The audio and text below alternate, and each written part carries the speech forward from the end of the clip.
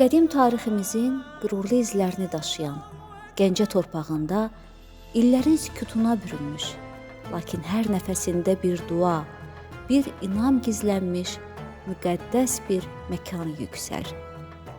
Bu yer sadəcə bir abidə deyil, yüzillərin yaddaşında iz buraxmış, xalqımızın mənəvi yaddaşına hopmuş bir ziyarətgahdır.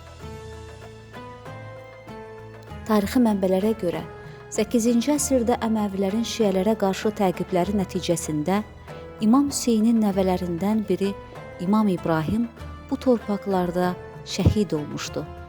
Onun nəşi bu gün də Gəncə İmamzadə türbəsində nurla dolu bir məzarda uyuyur. Onun şəhadəti, inam uğrunda canından keçməsi bu məkana əbədi bir müqəddəslik qazandırıb. İmamzadə türbəsi əsrlər boyu sadəcə ibadət yeri olmayıb. Bu məkan xalqın ruhani mərkəzi, mənəvi sığınacağı, dua və ümid qapısı kimi fəaliyyət göstərib. Memarlıq baxımından Gəncə İmamzadəsi şərq memarlığının nadir incilərindəndir. 19-cu əsrin əvvəllərində əsaslı şəkildə bərpa edilən kompleksdə mavi kaşılarla örtülmüş qübbələr, zəngin ornamentli portal giriş, vəhdət və harmoniya hissi oyadan simmetrik quruluş özünü göstərir.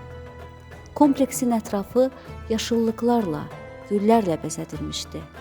Hər detal insanı həm dini, həm də estetik baxımından dərin düşüncələr aparır. Gəncə Dövlət Tarix Mədəniyyət Qoruğunun ərazisində yerləşən Gəncə İmamzadəsi sükut içində danışan bir tarixdir. Burada torpaq şəhid qanı ilə suvarılıb. Burada daşlar dua ilə yoğrulub.